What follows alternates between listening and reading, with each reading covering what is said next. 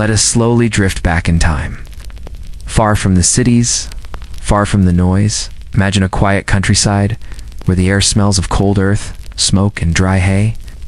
It is the early 1300s in a village tucked between rolling hills, a place with wooden fences, narrow footpaths, and soft hills beyond the trees. There are no clocks here, no cars, no screens. The only sounds are the birds waking up, the wind through the grass, and the slow crackle of a fire coming to life in a stone hearth. It is morning now, and the sky is still pale. The sun hasn't climbed far, and there is a hush over everything. Inside a small wooden cottage built with timber and wattle, the day begins slowly. The walls are thick, the windows are just wooden shutters, and the floor is packed earth, cool beneath bare feet. The scent of old smoke lingers in the air. A cat is curled near the warm ashes of the hearth, its body rising and falling with each breath. The fire is not lit yet, but glowing coals from the night before remain tucked under ash. You stir them gently with a stick and place a small piece of kindling nearby. The flames return soft and orange, dancing upward. Soon the room begins to warm. A small table, uneven and handmade, rests in the corner. On it, a rough cloth covers a piece of hard bread, some dried peas, and a jar of pickled onions. A clay mug holds water drawn from the well the day before. Everything is quiet. Outside, a chicken calls once. Then again, you hear the distant creak of a cart being pulled across the lane. You sit up in bed. The blanket falls to your lap. It is heavy wool, stitched at the edges, coarse but warm. The straw mattress underneath crackles softly as you shift your weight. Your feet touch the floor, and the chill of morning reaches up through your soles. You stretch your back and let out a slow breath. Another day begins, just like the one before. Your linen shift is wrinkled from sleep, but it still clings gently to your body. The fabric is soft in places and stiff in others, with small mended patches.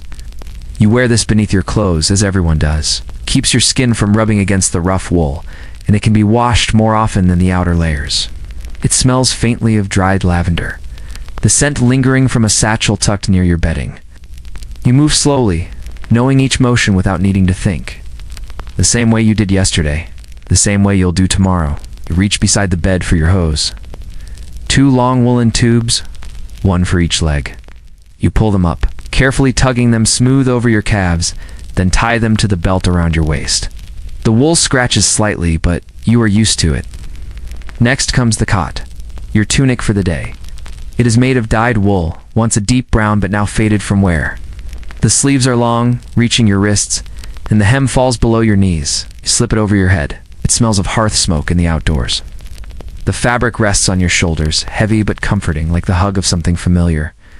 Your girdle, a simple belt of twisted wool, is tied snugly around your waist. It holds a pouch, a small knife, and maybe a key to a chest or storeroom.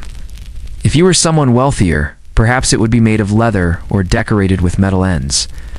But this one is plain, functional, strong.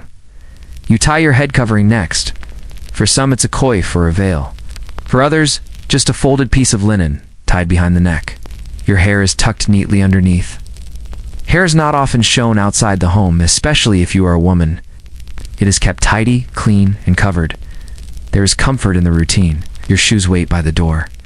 They are simple, made of leather, stitched by hand. The soles are thin, so you can feel the shape of the stones beneath your feet. They bend and creak as you walk. Sometimes you slip wooden pattens under them when the lane is muddy, but not today. The ground is dry. You step outside, the light of morning touching your cheeks. The village is waking. A cart creaks by, drawn by a patient old horse. The driver nods at you. A dog trots past, tail low, sniffing the corners of every home. Smoke curls from the chimneys, rising into the sky like soft threads. The air smells of damp hay, wood smoke, and bread. Somewhere someone is baking. The scent drifts through the village, mixing with the chill of morning. You walk to the well. A few others are already there, waiting with their buckets. They greet you with slow nods and quiet words. No one shouts. There's no need to. The morning is slow, and so are the voices. You wait for your turn, then the rope is handed to you, and you lower the bucket down into the cool darkness. You hear the splash when it hits water. Then slowly you pull it back up. It's heavy, but not too heavy. You carry it home in both hands, careful not to spill. Each drop that falls makes a dark spot on the earth. Back inside, you pour some of the water into the basin and wash your hands and face again. The rest is set near the hearth for tea or stew. You add more wood to the fire, and soon it crackles again. The flames warm your cheeks.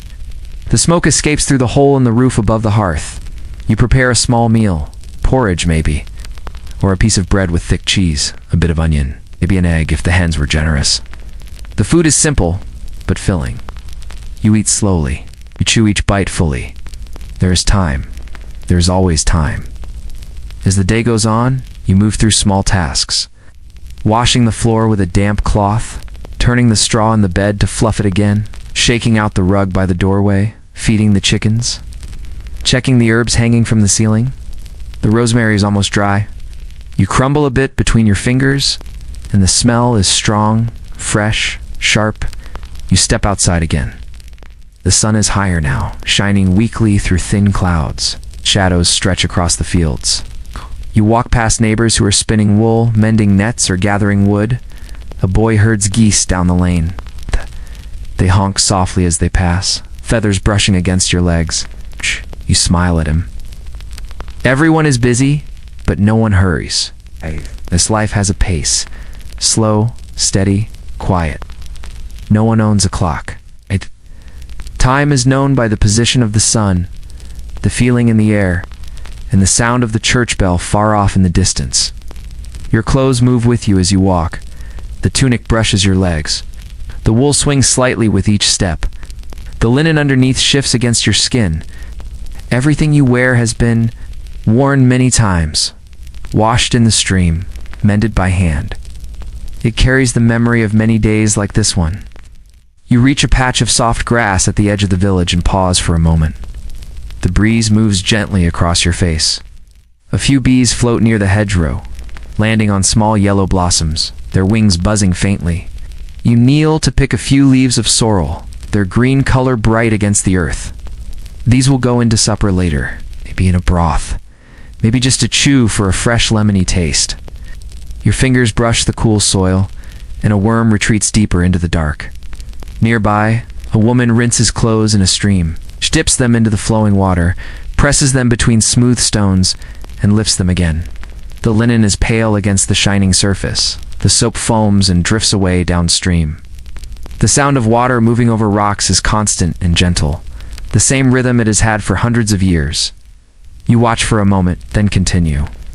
Back at your home, the light now filters through the window in a soft golden beam. Dust floats through the air like little stars caught in sunlight. You hang your damp cloth near the hearth and smooth the wrinkles from your tunic. Everything is made by hand. Every stitch you see was placed by someone you know. A mother, a sister, perhaps even you. You pull out a wooden chest from beneath the bed. The lid creaks as it opens. Inside are a few spare garments, a second tunic, another shift, a winter cloak. You lift the cloak out for the evening. It's heavier than your coat with a thick wool lining. Still carries the scent of last winter's fires. You brush it gently and lay it near the hearth, letting it warm. There is also a cap made of soft wool. It fits close to your head, keeping in heat as the sun fades. Place it on the table for later. Now, you begin chopping leeks and carrots for supper. Your knife is small, its handle darkened from years of use. The cutting board is just a slab of wood, worn smooth in the center. Each vegetable is sliced slowly. The rhythm is soft. The tap of blade against wood, the whisper of the peel falling away. You add everything to a clay pot and place it over the fire. The stew begins to bubble, filling the air with scent. A bit of barley is added, and a sprinkle of salt. Maybe you add a few herbs you dried last summer. Thyme, maybe some marjoram. The flavors mix gently, blending with the smoky warmth of the hearth. As the stew simmers, you sit on a stool near the fire and begin to repair your shoes. The thread is made from flax, waxed and strong. You pass it through a curved needle and begin stitching the leather where it has started to tear. Slowly, carefully, the hole is closed. Your fingers are rough from work, but steady. You breathe deeply. The leather smells of earth and wear and time. Outside, you hear children laughing, a sheep bleating softly, and the gentle flap of laundry in the wind. The village is alive, but not noisy, not fast. Everything is steady, like the turning of a wheel.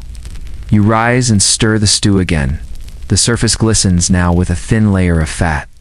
The vegetables have softened, the barley is thick. You tear a piece of bread from yesterday's loaf and hold it over the fire for a moment, warming it gently until the edges are just crisp.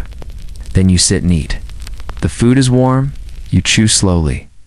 There is no need to rush. Each bite fills you, comforts you. The bread is dense, the crust tough, but inside it is soft and chewy. The stew is rich and simple. It tastes like the land, like the wood smoke, like quiet comfort. After the meal, you rinse the bowl in water and set it aside to dry. The spoon is placed on a cloth. You wipe the table with slow circular motions.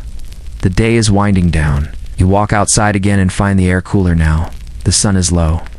A long shadow stretches from the corner of your home. You see others gathering wood, returning from the fields, drawing water once more before dark.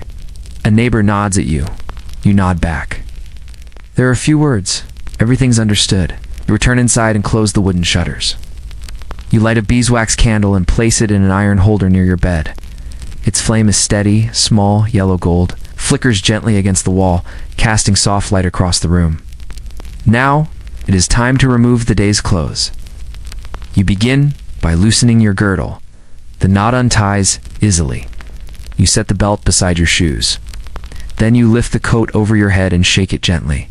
It falls into a folded pile near the foot of your bed. You check for small tears, for loose threads, but it is still strong, still clean.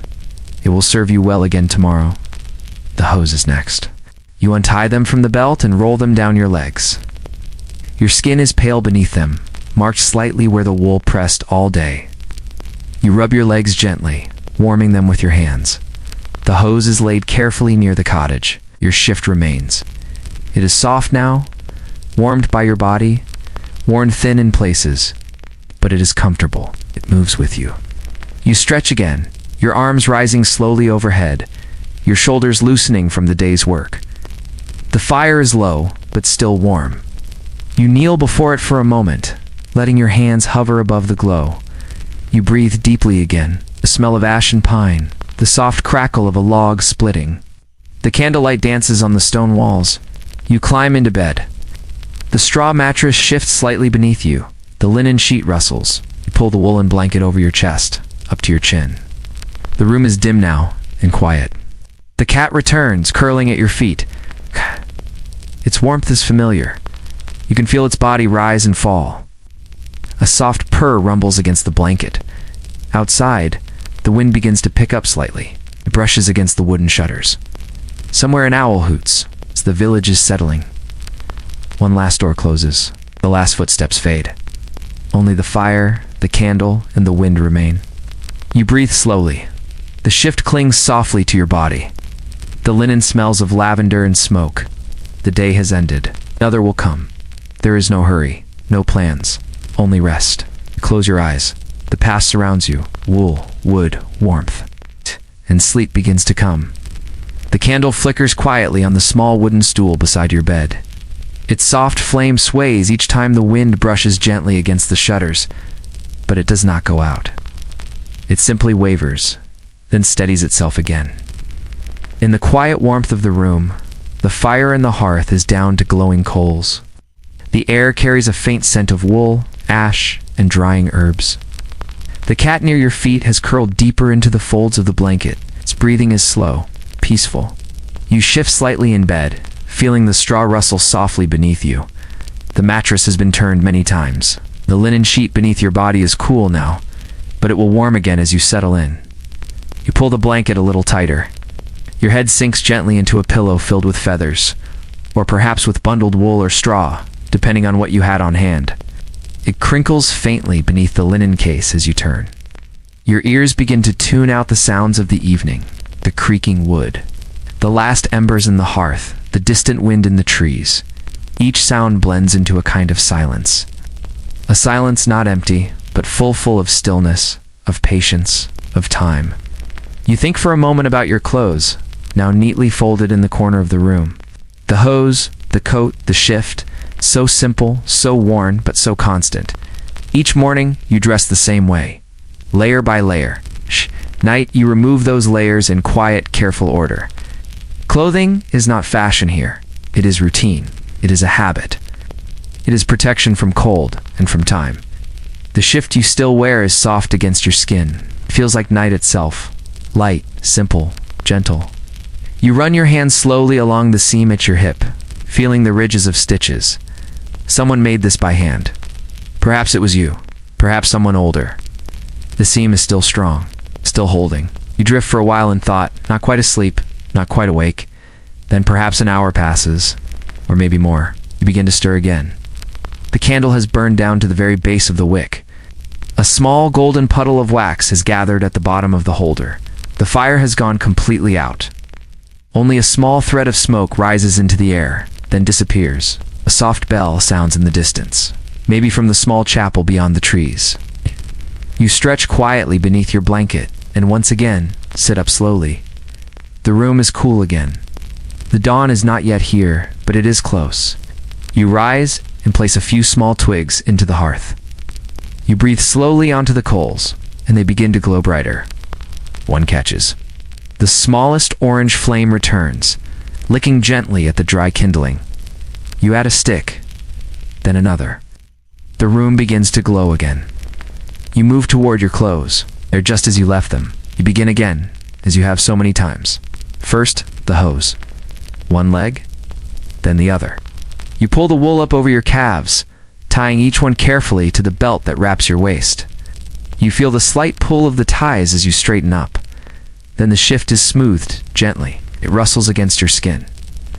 Next comes the tunic. You lift it carefully over your head, guiding your arms through the sleeves. The wool settles on your shoulders, its weight pressing down gently like a familiar hand. It smells like the room of fire, air, and use. Your girdle is next. You wrap it twice, knotting it loosely at your waist. The end dangles a little, brushing the tops of your thighs. You check that your pouch is secure. Inside, a wooden button, a scrap of string, and maybe a dried plum. Small things you carry without much thought. You sit on the edge of the bed for a moment. The cat has moved to your pillow. Its back is warm where your head had rested. You rub your eyes and listen. There is bird song now, the first of the day. A long note, then a shorter one, then silence, then another. You rise and walk to the door. You pull your leather shoes from the shelf and slip them on. You feel the leather bend around your feet. One shoe creaks softly as you walk. Outside, the world is still gray. Fields are covered in dew, and the grass seems to glow faintly in the half-light. You walk the lane again, bucket in hand, toward the well. It's the same steps, the same ruts in the earth. You move slowly, and the village seems to breathe with you. As the bucket lowers into the water, the rope creaks in your hand. You hear the splash again, that same splash you've heard every morning. The sound echoes softly up the stone shaft. You draw the bucket back up, the water heavy, the rope wet in places from yesterday's use. You bring the water home and begin again. Each action of the morning repeats with comfort.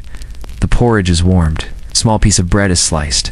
Perhaps there is a bit of broth left from yesterday, thickened overnight, rich and filling. You eat slowly, staring into the fire, watching the flames dance and shift.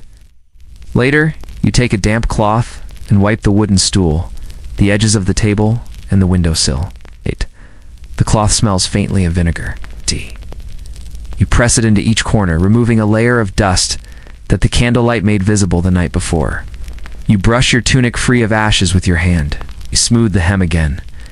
Everything is in place. Outside, a cart rolls past again. The man driving it nods to you, the same man as yesterday. The wheels creak over stones. The wind lifts the edge of your cloak. You pull it tighter and continue with your day. You walk to a neighbor's house to trade for eggs. She offers you 3, in exchange for some dried beans you've brought in a cloth sack. The eggs are still warm from the coop. You carry them carefully, one in each hand, the third tucked into the fold of your tunic. The yolks inside shift gently with each step. The rest of the morning is filled with simple work. You comb raw wool, stretching the fibers across small wooden paddles lined with iron teeth. You spin a bit of yarn, the spindle resting against your knee, turning slowly, gently. The wool stretches and twists. Your fingers work by memory. Each length of thread becomes part of something else. A sleeve, a scarf, a cloth for wrapping bread. You set it aside and begin stitching again. Seam has come loose under one arm of your tunic. You mend it with steady hands, the thread pulling the fabric tight, holding it once more. Your needle is slightly bent at the tip, but you know how to guide it. The light through the window has changed now. It is warmer, more golden. The air smells of baking again. Someone nearby is making cheese. The sour-sweet scent drifts through the lane. You pause, take a breath, and simply enjoy it. Everything is still. Everything is slow. The sun begins to dip behind the trees. The light stretches across the fields, golden and low. Shadows lengthen over the stone walls, and the breeze becomes a little cooler. You feel it slip between the folds of your tunic as you step outside once more. You gather a few last herbs from the garden, a sprig of sage, a handful of mint. The leaves are soft in your palm, slightly warm from the sunlight. The ground is dry beneath your feet, and the path home is worn smooth from many steps. The sun catches the rim of your clay jug as you return home, and the water inside reflects the fading light like glass. The shutters are open, but soon they will be closed. You move slowly through your small room. The fire has dimmed, but still offers some warmth. The pot is back on the hook, bubbling with tonight's supper. A light stew made with what was gathered earlier, flavored with onion and thyme. It smells familiar and good. You stir the pot slowly, the spoon tracing circles, around and around. The bubbles rise gently and pop. Steam gathers in the air, softening the edges of the room. You sit and eat slowly. Each spoonful is warm, mild, and simple. You dip your bread and chew thoughtfully. Food fills you. Not just your body, but your thoughts. You feel steady. You feel still. The bowl is emptied, then cleaned with a cloth and set back in its place. The shutters are closed one by one. The sound is soft wood on wood. You latch each one with care. The room dims further. You light one candle again, its small flame steady and golden. Shadows shift gently on the walls. You reach for your cloak and brush it smooth with your hands, removing a bit of straw. Then you fold it and set it aside for the next cold day. The cat returns, stepping lightly over the hearthstones, its tail curling. It finds its place at the edge of the bed again. You reach down and scratch behind its ear. It purrs softly. Then, slowly, you begin to prepare for sleep. You sit on the edge of the bed and untie your girdle. The soft belt slips from your waist. You wrap it around itself and place it on the stool. Next, your tunic. You lift it over your head slowly, letting the wool slide from your arms. You fold it carefully, smoothing each wrinkle, and place it near your shoes. You untie the hose, one leg, then the other, and roll them down your legs. You feel the cool air brushing your calves as you do. You rub your skin gently and fold the hose neatly, setting them on top of the tunic. Now, only the linen shift remains. It falls around your body in soft folds, catching the candlelight along its creases. You walk to the basin and splash a bit of water on your face. It is cool and refreshing. You dry yourself with a small cloth and breathe deeply. The bed waits. You ease yourself under the blanket. The straw mattress rustles softly beneath you. You adjust the pillow, turn once, then settle. The fire has faded now. The last red glow dims into the black of ash. The candle burns lower. Its flame flickers with the last breaths of night. Outside, the village is quiet. Few footsteps pass, then fade. The wind moves gently through the eaves. A dog barks once in the distance, then no more. Only stillness remains. You are warm. You are wrapped in linen and wool. You're clean, full, and calm. The day is finished. The clothes you wore are folded and waiting. They will be there again tomorrow, ready to begin the rhythm once more. The rhythm of dressing, of walking, of working, undressing, of rest. There is no rush, there's no urgency. Just the turning of the day, the soft changes in light, the way wool smells when warmed by fire, the feeling of smooth leather under fingers, the tug of laces, the creak of shutters, the hush of a candle. You close your eyes. Sleep drifts in like a blanket, and everything is still. If you enjoyed drifting through time with us tonight, subscribe to The Gentle History and let your dreams carry you further next time. Good night, traveler.